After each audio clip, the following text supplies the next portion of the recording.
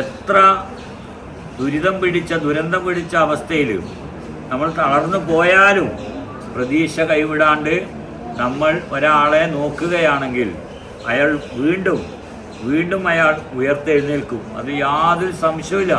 ഞാൻ അങ്ങനെയുള്ള എത്രയോ ആൾക്കാരെ കാണുന്ന ഒരാളാണ്. എനിക്കതുകൊണ്ട് അത് വളരെ വ്യക്തമായിട്ട് ഇങ്ങോട്ട് പറയാൻ സാധിക്കും. അപ്പോൾ നിങ്ങൾ ആലോചിക്കേണ്ടത് ഇതുപോലെയൊക്കെ നിങ്ങൾക്കാവുമോ എന്നാണ്.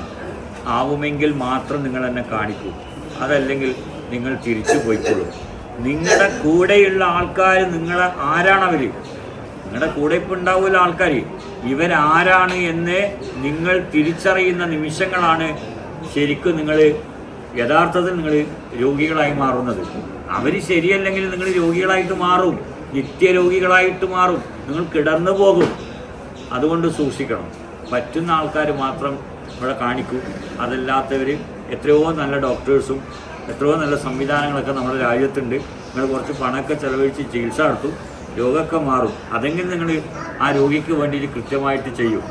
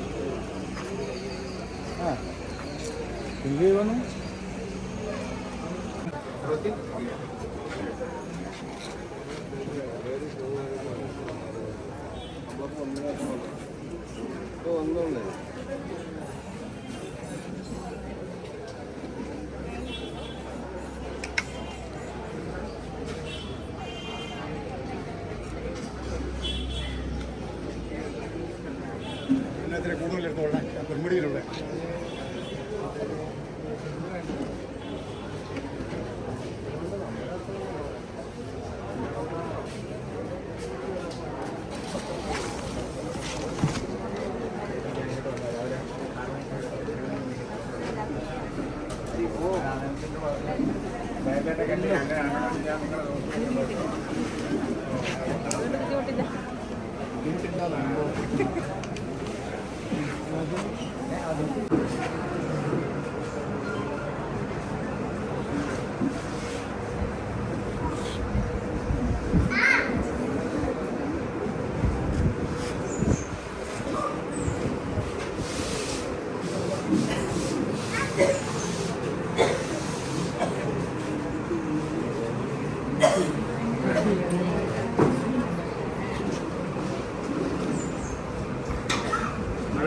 എല്ലാവരും ഒന്നുകൂടെ ശ്രദ്ധിച്ചോളൂ.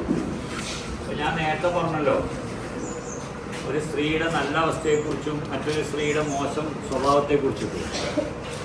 അതേപോലെ നല്ല ഭംഗിയായിട്ട് ഭർത്താവിനെ നോക്കിയ ഒരു സ്ത്രീയാണ് ഇത്. ഫാത്തിമല്ല പേരുങ്ങൾ. ഇത് റഷീദ്. ഈ റഷീദിൻ്റെ ഒരവസ്ഥ എന്ന് പറയുന്നത്, നിങ്ങളിപ്പോൾ ഈ ഒരു കാലിൻ്റെ അവസ്ഥ കണ്ടോ, ചെറിയൊരു മുറിവ് മാത്രമേ ഉള്ളൂ. ഒരു 3-4 മാസങ്ങൾക്ക് മുമ്പ് ഇവരിവിടെ വരുന്ന സമയത്ത് ഈ കാല് മുറിച്ച് മാറ്റാൻ വേണ്ടി വിധിച്ച കാലമായിരുന്നു. മാരകമായ വലിയ മുറിവ്. ഒരുപാട് പണം ചെലവഴിച്ച് ഒരുപാട് ചികിത്സകൾ നടത്തി അവസാനം പറയുന്നു, ഇനി ഈ കാല് മുറിക്കലല്ലാണ്ട് മറ്റൊരു മാർഗവുമില്ല എന്ന്. ഒരുപാട് ചികിത്സകളാണ് ചെയ്തത്. അന്നിവിടെ വന്നു. ഈ ഭാര്യ കുറേ സമയം കരഞ്ഞു, അയാൾ കരഞ്ഞു, അദ്ദേഹത്തിൻ്റെ കുട്ടികളുണ്ടായിരുന്നു, ഭാര്യയുടെ വാപ്പ ആരാ അന്നുണ്ടായിരുന്നു, ഇവരുടെ വാപ്പ ഉണ്ടായിരുന്നു. അങ്ങനെ വല്ലാത്തൊരവസ്ഥ. അന്ന് ഞാൻ ഇവരുടെ അടുത്ത് ചോദിച്ചത്, ഈ മുറിവ് പൂർണ്ണമായിട്ട് ഉണങ്ങാനൊരു വഴിയുണ്ട്. ഇത് ഉണങ്ങിയിട്ട് സാധാരണ കാല് പോലെ ആവും. അൽഹംദുലില്ലാ ഇത് പൂർണ്ണമായിട്ടും മാറുമെന്ന് അങ്ങ് ഉറപ്പിക്കും. ഞാനാ പറയുന്നത്. മാറുമെന്ന് പറഞ്ഞാൽ മാറിയിരിക്കും. കൃത്യമായിട്ട് വരാൻ പറ്റുമോ? കൃത്യമായിട്ട് പഥ്യം പാലിക്കേണ്ടി വരും.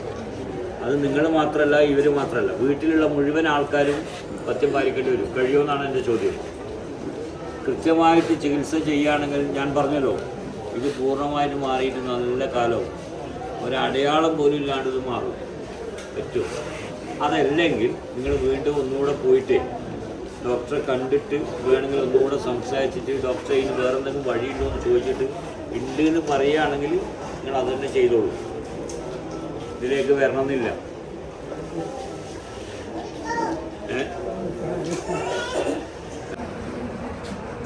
ഞാൻ പറയുന്നത് പോലെ നിങ്ങൾക്ക് കൃത്യമായി ചികിത്സ ചെയ്യാൻ പറ്റുമോ?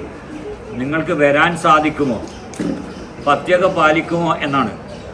അന്ന് ആ ഭാര്യ പറഞ്ഞത്, എൻ്റെ ഭർത്താവിന് വേണ്ടിയിട്ട് ഞാൻ എന്തും ചെയ്യും, ഞാൻ എന്തിനും തയ്യാറാണ്, എനിക്ക് ഇദ്ദേഹത്തിൻ്റെ കാല് മുറിക്കാതെ രക്ഷപ്പെട്ട് കിട്ടിയാൽ മതി, ഉസ്താദ് പറഞ്ഞോളൂ ഞാൻ എന്താണ് ചെയ്യേണ്ടത് എന്ന്. ഞാനന്ന് അവരോട് ചോദിച്ചത് നിങ്ങൾ പഥ്യം പാലിക്കുമോ എന്നാണ്. എന്ത് പഥ്യവും, ഉസ്താദ് പറയുന്ന എന്ത് പഥ്യവും ഞാൻ പാലിക്കുമെന്നാണ് അന്ന് ആ സ്ത്രീ പറഞ്ഞത്.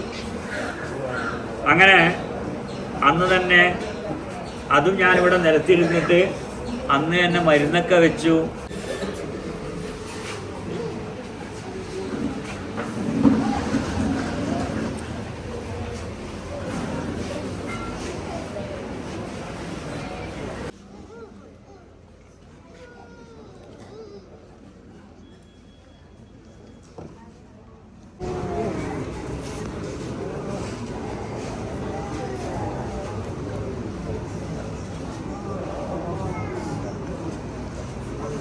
ഓക്കെ,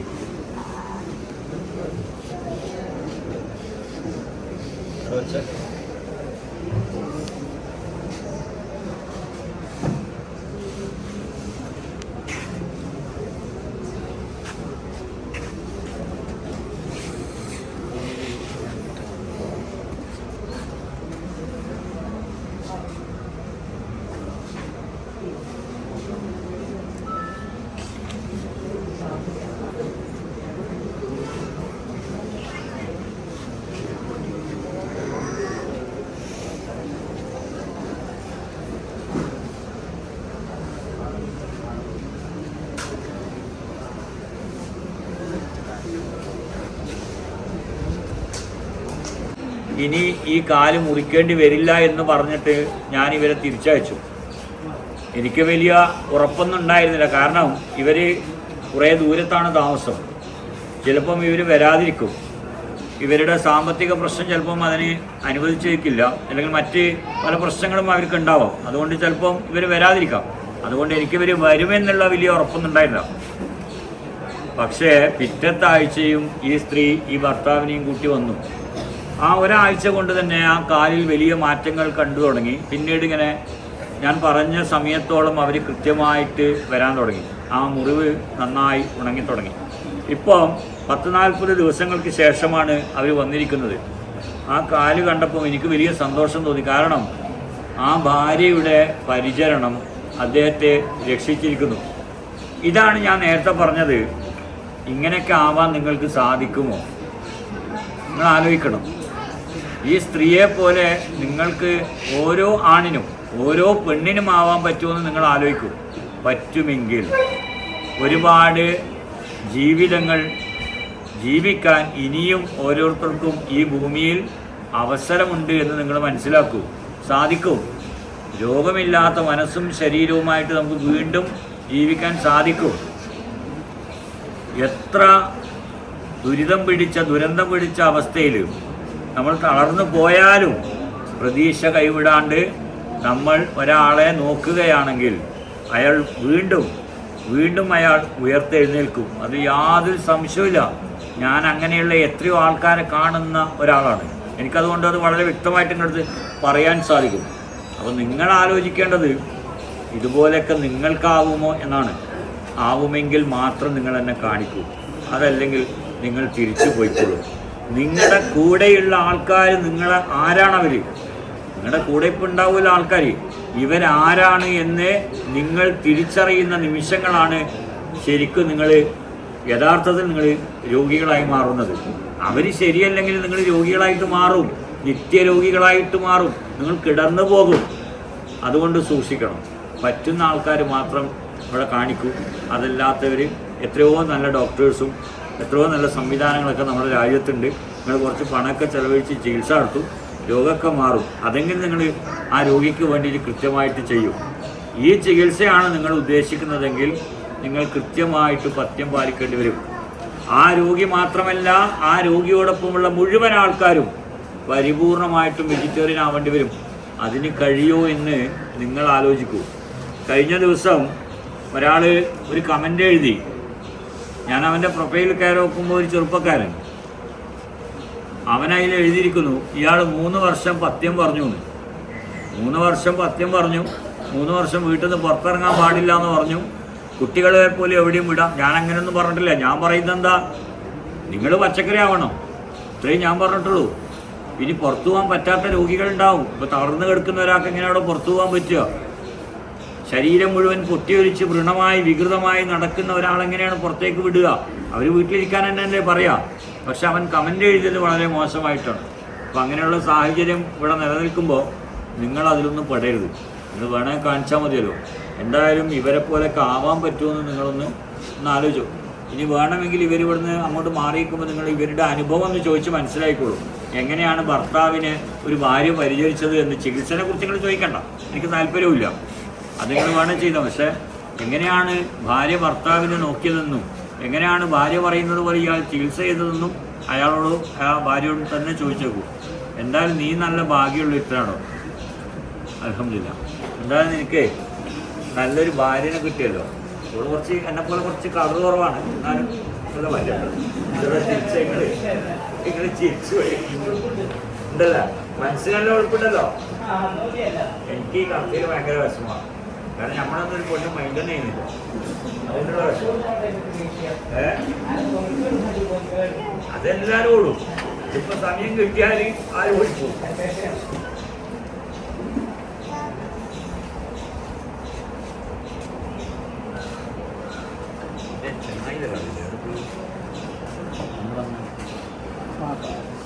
കനിയൊന്നുമില്ലല്ലോ.